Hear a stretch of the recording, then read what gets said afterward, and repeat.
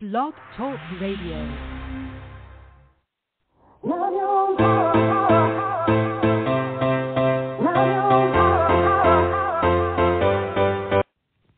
Chatting with Nat is a podcast for independent artists seeking to speak their truth and to break down barriers. We host honest conversations that help to guide and empower artists. Speak your truth and set yourself free. Let your voice be heard.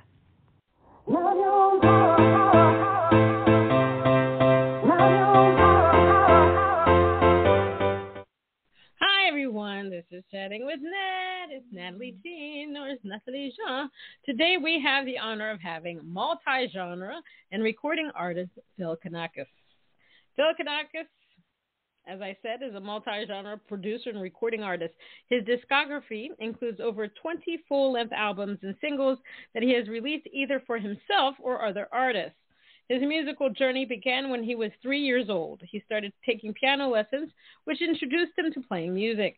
He started writing and producing his own music when he was 12 years old. In 2004 and 2005, Phil released along with his partner, Holly Fischer, In the Company of Monks and Journey to the Divine. Both of these albums were received highly in the New Age community. Phil and Holly, Sacred Circles, received recognition from the Prime Minister of Thailand, the President of Sri Lanka, and the President of Malaysia for their work on these two albums. Journey to the Divine debuted, you know, that's funky, debuted. You know, my French comes in, and that's why sometimes I don't know how to say things. At number 2 on the New Age radio charts and stayed in the top 10 for 3 months. As a result of the success of these two albums and Phil's Sound Healing albums, their label got their first distribution deals as a result in 2005. This led to a string of albums being released within the next few years, including Kundalini Rising, Tropical Sanctuary, Nature Escapes, Calm Baby, Inner Sanctuary, and working with Saffron Days in L.A., author, I hope I say this right, Bhante Walpola Piyananda, on a series of meditation albums, Loving Kindness Meditation and Meditation for Experiencing Inner Peace. In 2011, Phil and his partner Holly Fischer produced and performed together in their first multi-artist Carnegie Hall Event. After co-producing 2014's release of Noel by Frank Fasano, Phil took a break from the music industry to take care of his great aunt, who was like a grandmother to him and his father. Both of them were in their final stages of life and needed additional help during that time. In 2020, Phil and his partner Holly began working with Nita Perez on her debut album, There's a World. Phil has been mentoring Nita since 2019.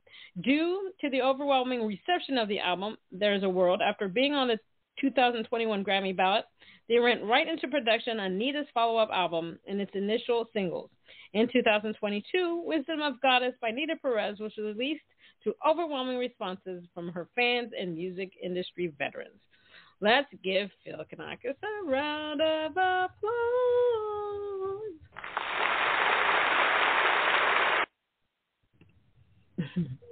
Hi, Phil. How are you? I am good, Natalie. How are you? Happy holidays to you. Happy holidays. I am doing well. It's rainy over here. I mean, it's been raining downpour all day. It's been funky. How's it where you are? You. Rainy and cold. It's supposed to be like 5 or 6 degrees tomorrow. Are you serious? Yeah, it's cold. Now, where do you live? I live in upstate New York, and right about now I wish I was in Hawaii. Yeah, no, I wish I was in the Caribbean, because this is not for Natalie. It is not for it is not for me. So these past 3 or 4 years have been, how can we say, a little crazy. We've been through, the world has been through a lot of things.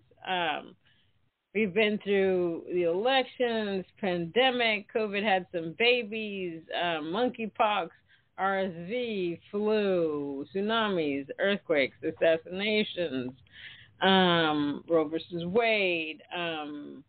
It's just been a plethora of things. I mean, even polio tried to make a comeback. It tried to make a comeback. And, you know, every day they're finding new infectious diseases that are coming our way. It's just been crazy. How have you been handling all of this?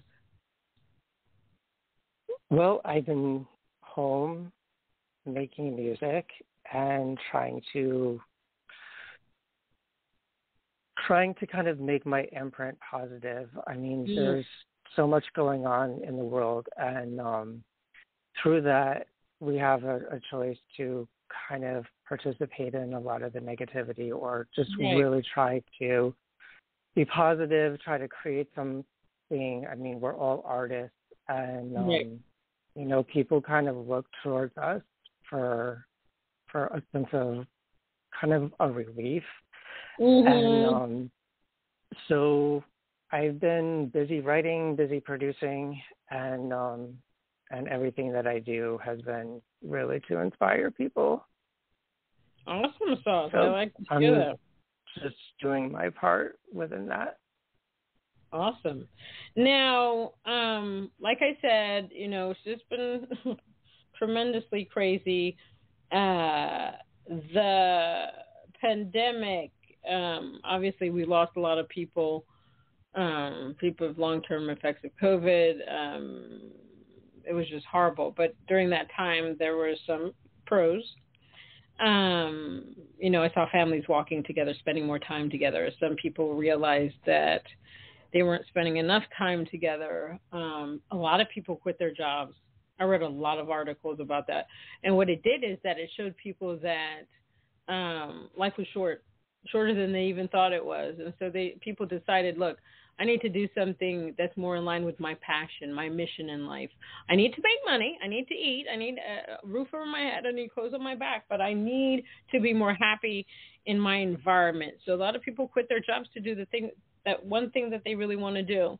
And then, you know, climate change, oh my God, the animals were just like in the trees, and then the nature was so happy we were in the street because the pollution level went down when we weren't in the street. So that was actually a good thing when we were out there. But now we had to come back. And then artists decided to either, you know, create a new EP, an album, a track, a single. So what I'm talking about is that there was a lot of self-reflection.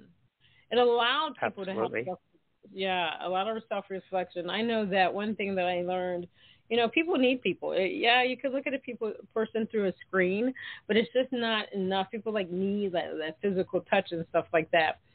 So, you know, and some people, artists decided to rebrand, or some people even decided not to do music anymore. So during this time, did anything change in your mindset about who you wanted to be perceived as an artist? And did you think about that at all? Did you do any self-introspection?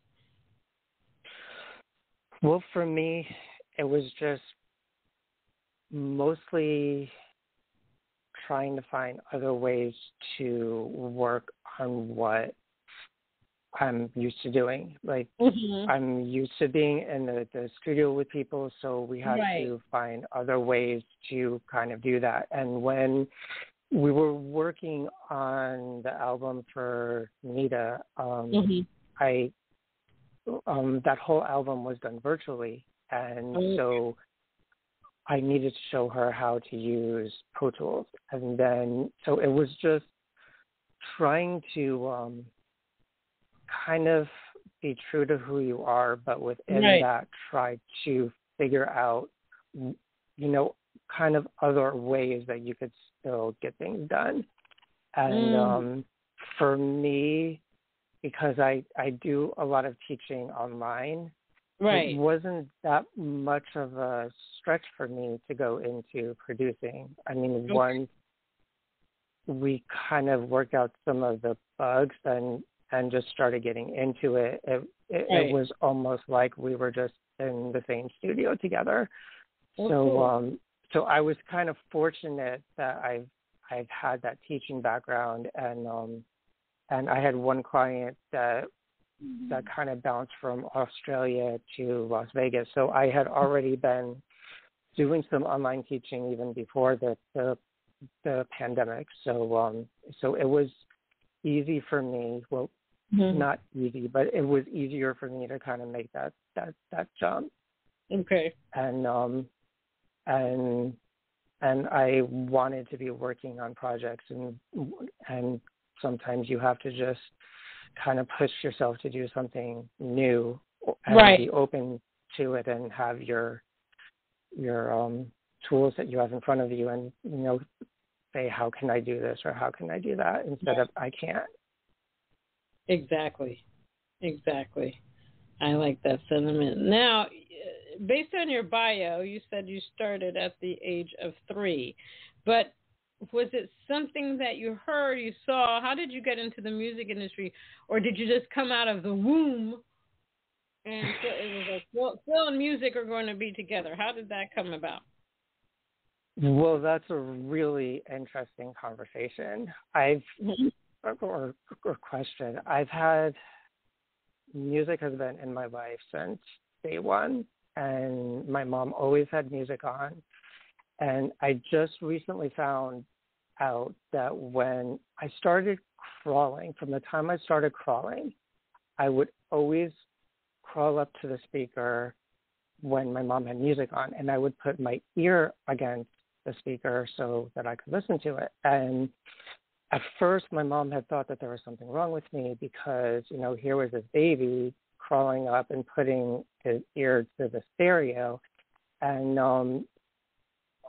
but I kept on doing it over and over and over again.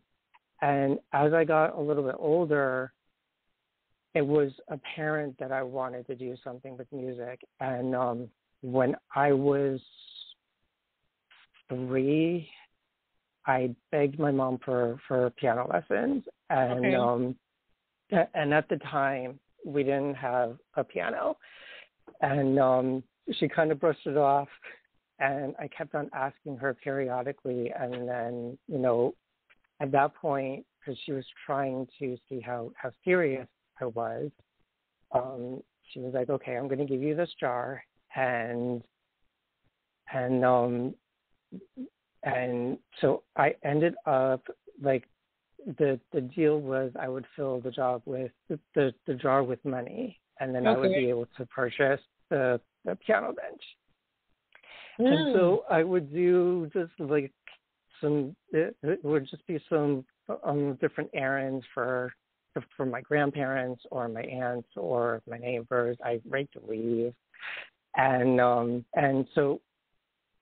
At that time, when you're young, like, people kind of really want to support you, and I'm sure that my mom had something to do with it, saying that this is what I wanted to do. She wasn't just putting me to work, and so that's how it kind of started. It was right before my 4th birthday.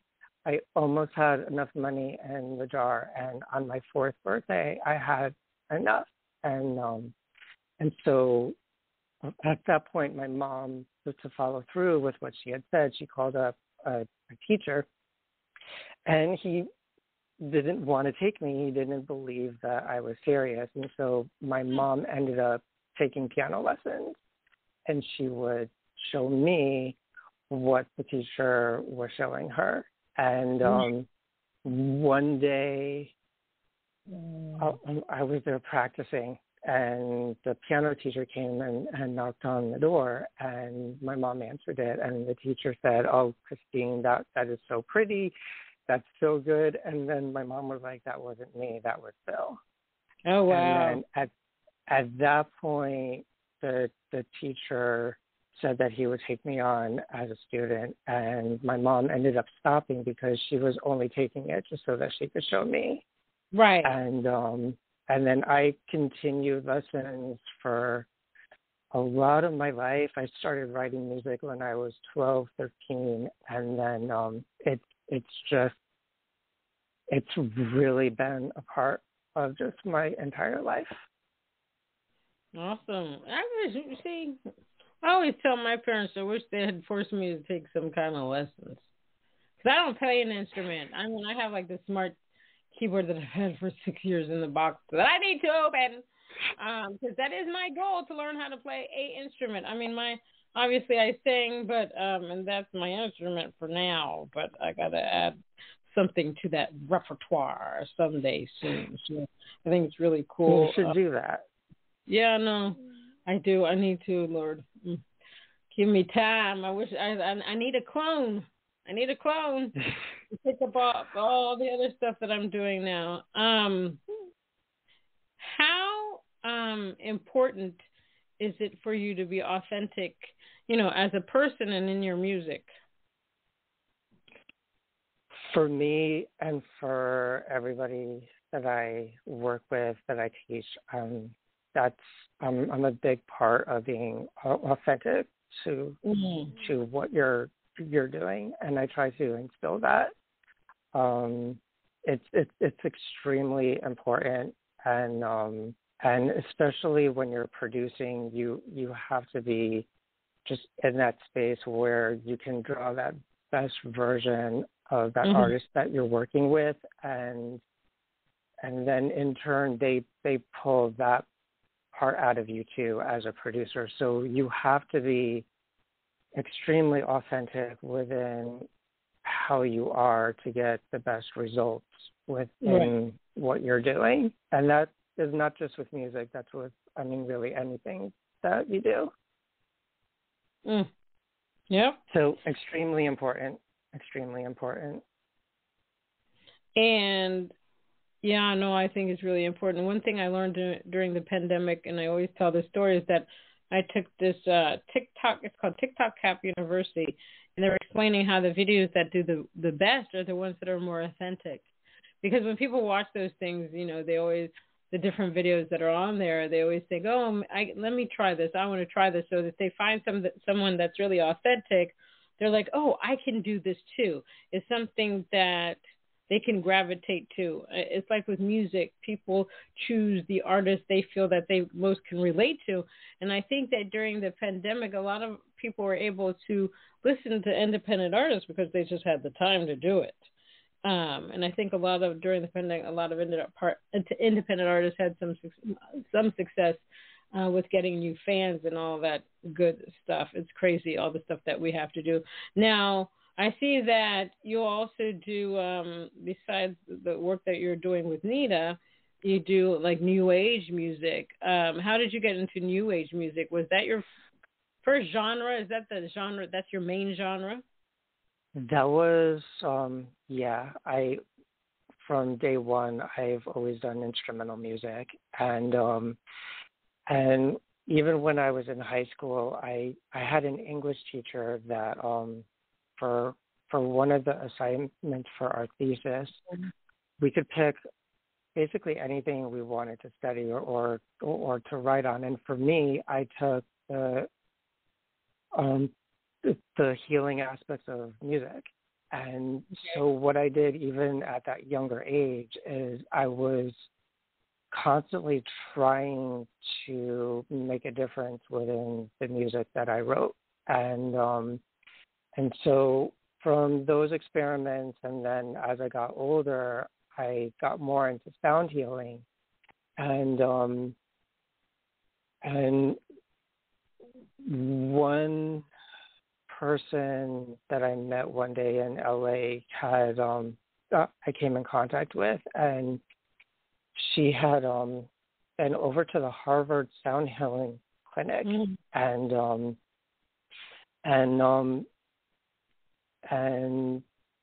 she had like some kind of thing that happened. I think it was like an accident or something like that, but they were using the sound healing music to kind of regenerate her brain. And so she was telling me about just how she would watch the different needles within what was going on with her thoughts and the music and how she was feeling. And at that point was when I had just released Kundalini Rising, and I gave her a copy of that. And she listened to it, and then I saw her the next day, and she had said that was the most powerful sound healing album that she had experienced. And she took the copy that I gave her back to the clinic over there in Harvard, and then they started doing experiments with that. So it was just something that just came. It was something that came natural for me. I didn't say one day I want to do this. It was just something that was just innate coming from me. And then it was almost like I was finding out the results of it after the music was being created. And so yeah, that's basically how I got into that. And then what I try to do with really everything that I create is I try to include what I can, that healing aspect. Yeah, and I love that because meditation as New Age music is very, I think, important in everybody's daily life, because there's time you need to take for yourself and just be extremely zen. And I find that New Age meditative music is hard to create. That's not an easy genre. It's just not. I love it. I absolutely love it. It's like second nature to me. Yeah, for you it's second nature. But I listen to it and I'm like, my God, it's just beautiful. A lot of the ones that I've listened to have been very beautiful. But I think for me, it's just, I think it takes a lot to do New Age music. Sometimes for you, it might just flow through you, and that means you're just destined to do it. But I always think about when anybody creates music, what comes to their mind? Like when you're creating a meditative piece, what goes through your mind when you're creating that music so that you're bringing peace to the audience? For me, I have kind of an interesting way that I write. I usually hear everything in my head. And so for me, it's just try to put what I'm hearing into just like music that you would hear with your ears. And sometimes it's just finding the right sounds, the right instruments, and maintaining that space of clarity so that I can pull it through. Like for me, I've had times when I just sit down and I'll just play a piece from beginning to the end and it's done. And then sometimes I might hiccup a little bit on a string part, but it's just kind of a frustration where I hear it in my head, but I'm trying to be as open as I can to kind of pull that part through to an instrument that kind of makes sense that I have available, and kind of my writing process just in general as well. That's awesome. That's awesome. Now I'm going to play. Let me see where I put this. Violin. It's called Violin Fursuit Movement. Tell me what that's about. Tell me what that's about. So originally, what I was going to do is I was going to make a 3-part suite, and I never did the second and the third movement. I only did the first movement, and that was written as of next year, 25 years ago, and I never released it. So what I wanted to do was that day is I kind of wanted to challenge myself, and I wanted to write something different. I've always liked the violin, and I played the piano, and I really wanted to make something that would be really pretty, that the two instruments could play together. And that piece came out, and it was plaguing me for a few days, and it finally came out within a span of like 2 hours, and then that's how that came to be. Awesome. All righty. Well, then let me play it.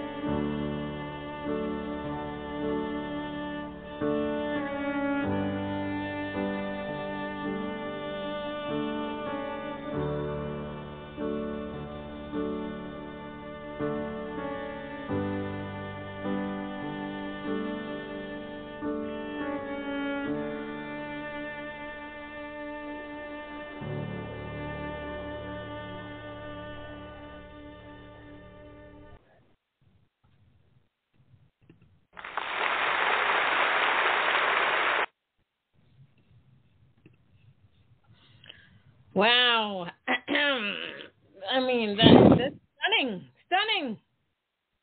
Beautiful, amazing. Thank All you the so much. wonderful adjectives I can use for that. I mean, the song takes you on a wonderful, beautiful journey. It weaves into this beautiful tapestry of emotion. Uh, as I was listening to it, I felt as if, I could definitely hear this in a movie. So with your songs, do you submit your music for sync and licensing?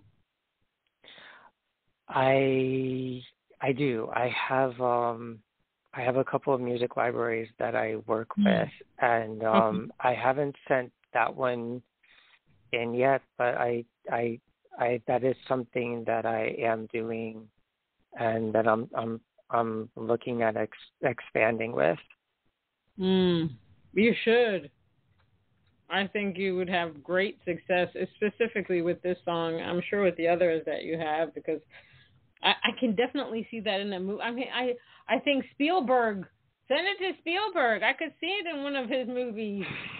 It's just, I mean, you could see it. I think you could hear that particular song, and like something, dating as far back as the night, a period piece.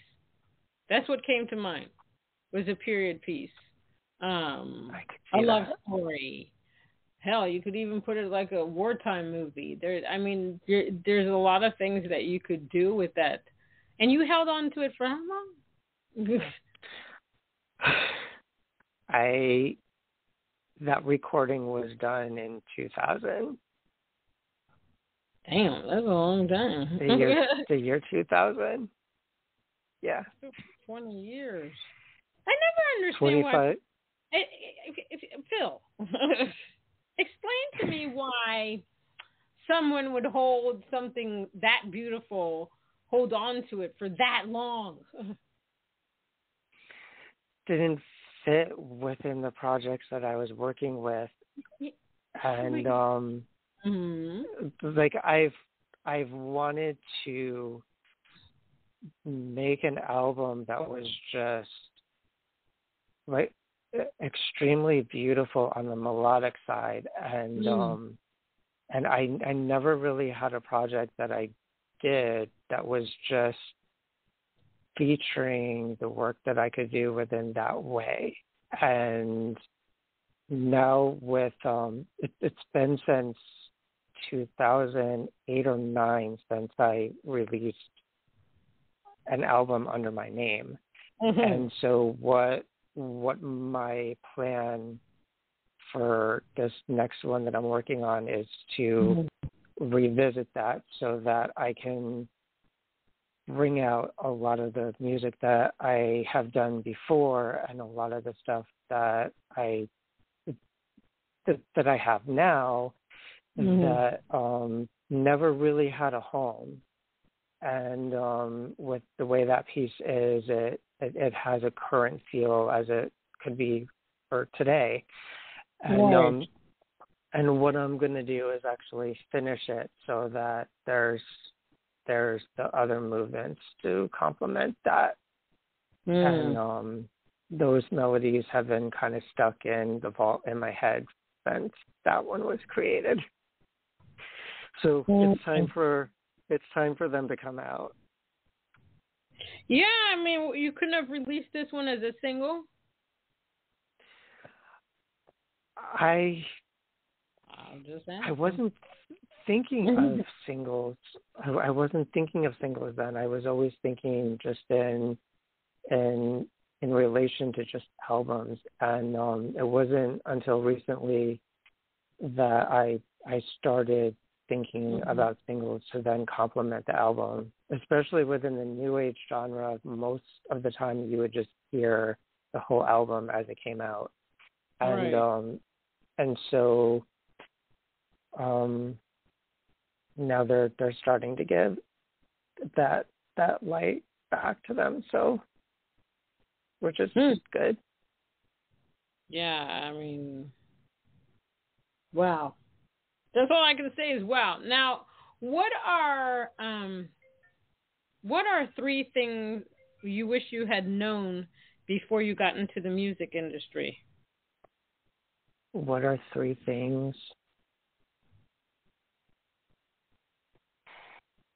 It's been such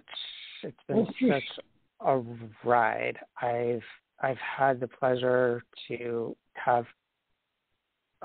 Do I answer that? I would just be as focused as you can and really committed to really what you believe in, and just move forward within that. And looking back, I had some people that I came across. I had the pleasure, I had the pleasure to work with a producer that was kind of an old school Motown producer, and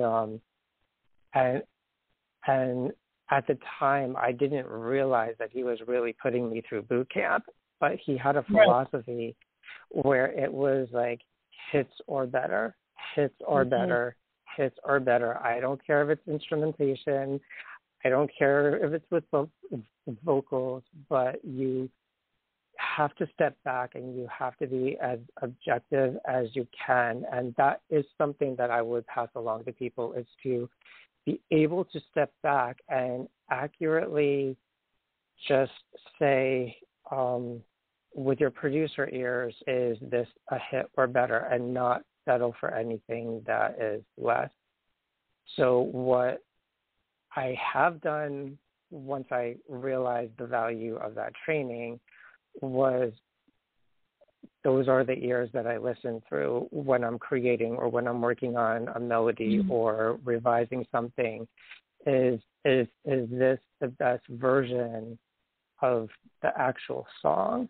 So it's not only is this the best version of the artist that's singing or me producing, is this the best version of the song that I'm bringing forth as a producer? Right. So as far as advice, I would just I'd be patient with yourself, and that think of this as a journey that you're on with yourself, and be really patient and really focused.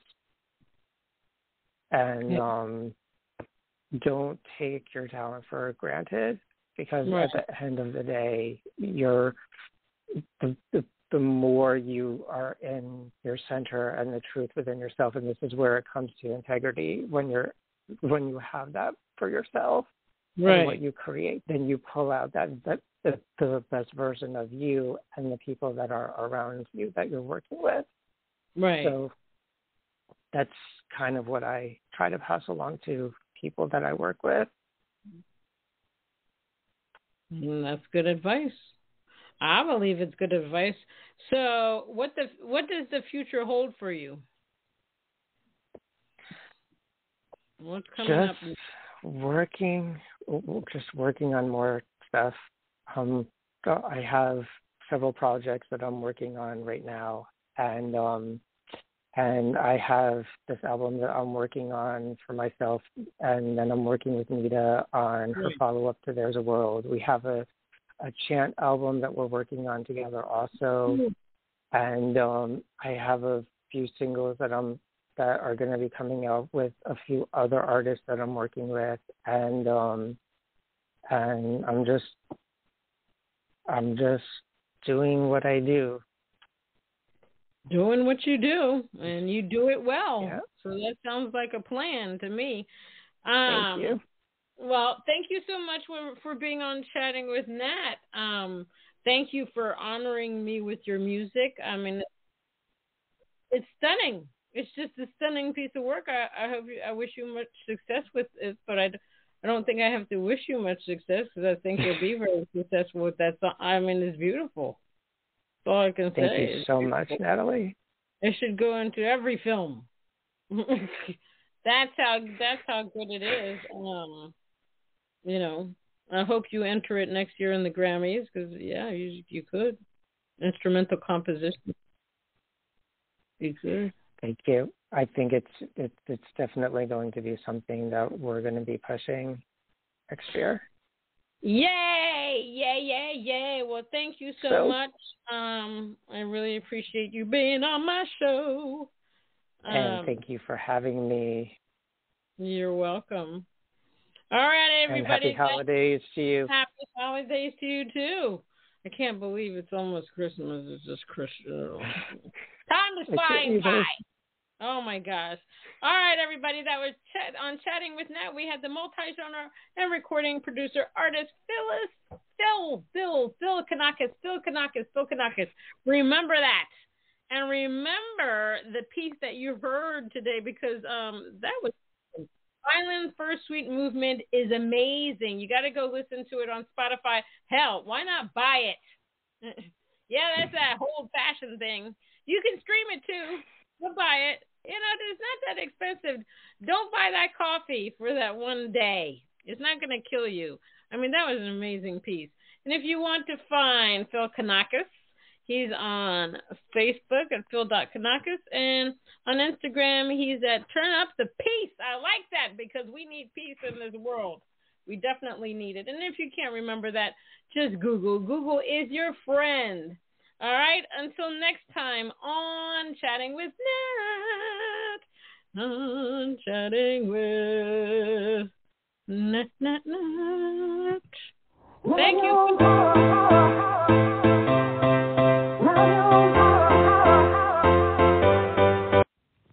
Chatting with Nat is a podcast for independent artists seeking to speak their truth and to break down barriers.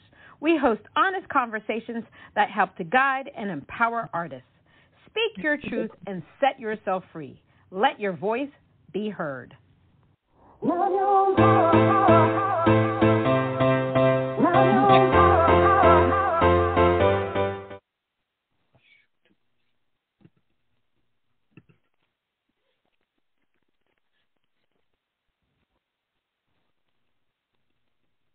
With the Lucky Land Slots, you can get lucky just about anywhere.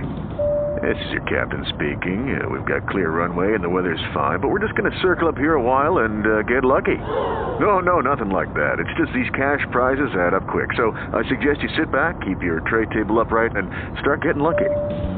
Play for free at LuckyLandSlots.com. Are you feeling lucky? No purchase necessary. Void where prohibited by law. 18+ terms and conditions apply. See website for details.